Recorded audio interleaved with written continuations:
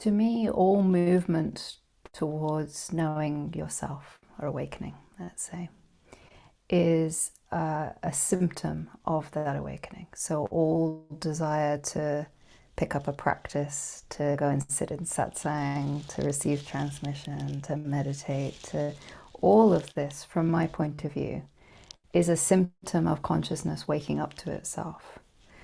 Now that gets co-opted by the mind and the ego going, yes, but this is what I want. When actually it's a movement that's already happening. It's already the symptom of that interest, that sort of, let's say, more innocent desire or more innocent movement of life. The narration of the mind wanting to claim something, and is where the ego steps in here. And the thing is, the ego's idea of enlightenment or awakening is not it. Not even close. In fact, this is a hard thing to say out loud publicly because it seems ridiculous, but awakening is the mind's biggest disappointment. It's the very opposite of special. You know, and the mind wants special. The mind wants, I'm going to get something. I'm going to get somewhere. I'm not going to suffer anymore. I'm not going to have to deal with this and that and the other anymore. And on one level, that's true. But on the other level, awakening includes the entirety of our humanness. Otherwise, it's not complete. Otherwise, it's not unified in that way. And so awakening is never the mind's imagination of awakening, but the mind's imagination is sort of what keeps the ego, the mind, interested along the way. And so I don't really know how to answer your question, actually.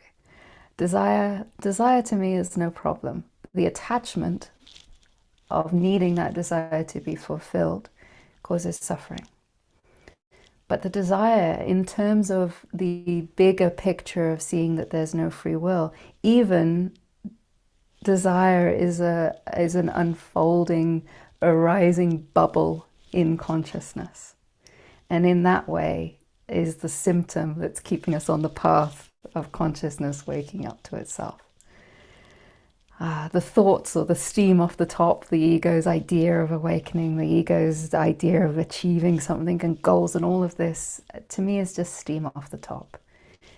Becomes irrelevant in the bigger picture of it all.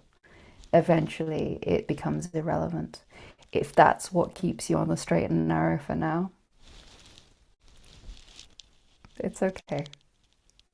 It's where it becomes not okay is where it's taken too heavily, too literally, too seriously.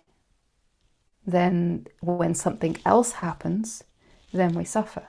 So say the desire is keeping you on the straight and narrow, I must practice or something. And then, ooh, that fun weekend over there sounds good. And so we find ourselves going over to this fun weekend, not practicing anymore. And there we suffer because we're going, oh, but I should be practicing. And so this is what I mean about it causing trouble in terms of suffering. But in of itself, I think all of this is a symptom of consciousness waking up to itself. All of these these desires, these impulses, these movements of life,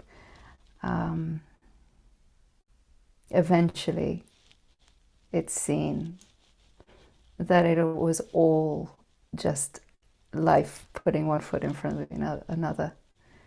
And so it's fine. It's totally fine.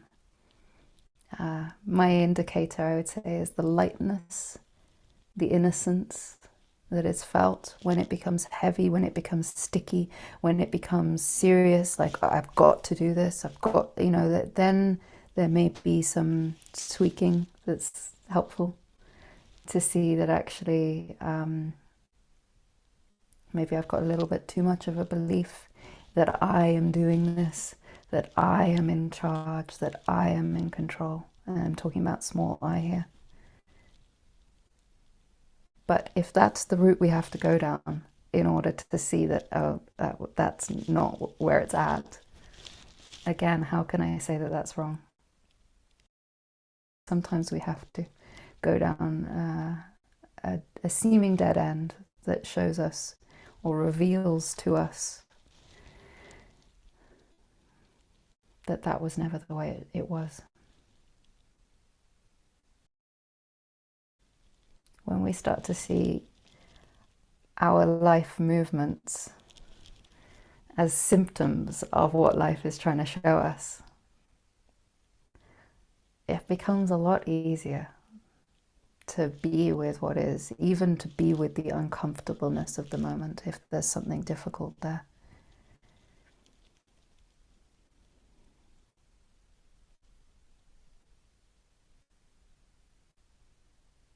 Because it instead of seeing life as a threat, we see life as for us, as revealing wisdom, deep wisdom within us.